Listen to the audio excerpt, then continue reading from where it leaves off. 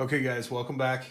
This is the next part of the series. I think it's part 5, something like that. But what we're going to do is we're going to put in some faraway trees, and I'm using a fan brush. I mixed up some green and some black to make a dark greenish gray color.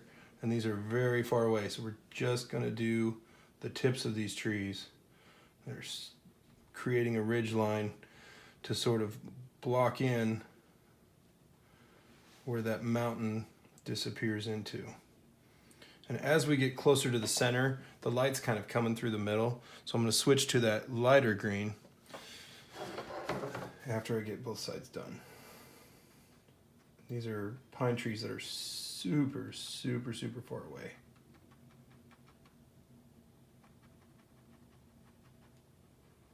Just something like that. You can drag it down. You can create hundreds of them, thousands of them. And we'll have other things in front of these as well.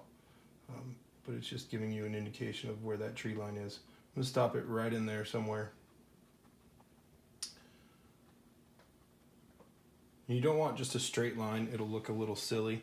So then you don't have to wash the brush. Go into your lighter colors and start highlighting the areas where the light's hitting a little bit more, and that tree line's going to come down toward the river. And you can just blend it in with those other ones, and it'll get further and further away. Just like that.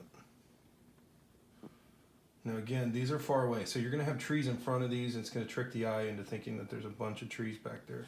It's just an illusion.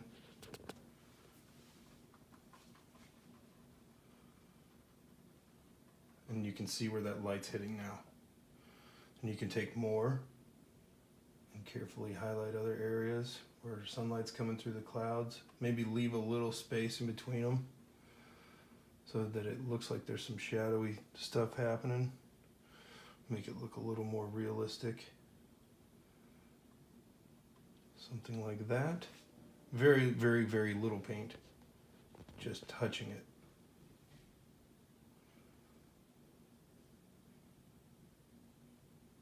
Highlighting those trees that are super far away. Maybe there's a little light coming through right there. And that's basically it on the trees over here. You can mix those two colors together and make some trees that are a little closer. Just grab that and start pulling down. You're going to want trees along that water's edge. And you won't have to worry about that over there because it's going to be covered up with other things. Darker trees in there, lighter trees in there.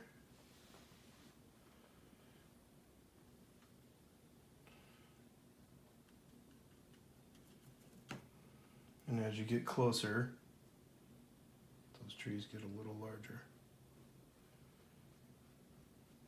And some of that light will shine through there. Just bring those straight down.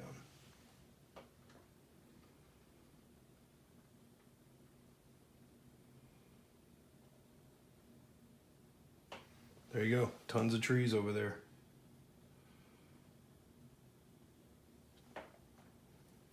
Once in a while, maybe get some larger trees right up against the shore.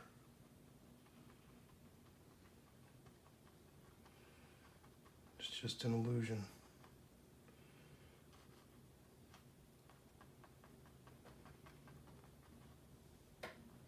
Got to pop them up above the tree line. Don't worry about where they go. Down beneath, that's all going to be covered up.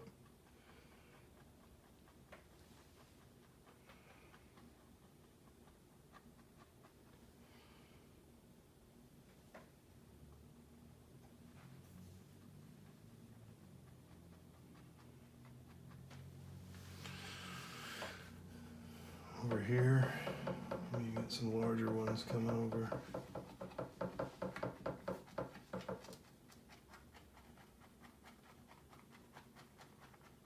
Hiding where that river goes into back there.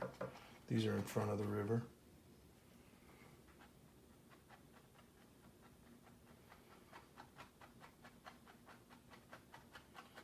Now you don't want to go too far into the river because you're going to want to get some color in there.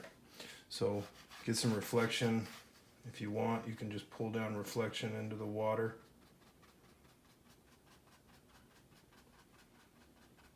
Just like that.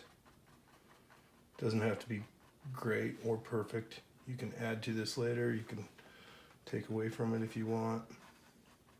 Just get some reflection into the water. I know it doesn't look like water yet, but it will.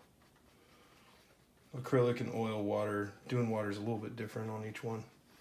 But when you do the reflection, the water, you don't have to do every single tree. It can just be a green reflection. And, you know, there it is right there. So who cares how crazy and far down it goes. Now, I'll show you guys the river on the next one. And we'll go into it a little further after that. So thanks for watching.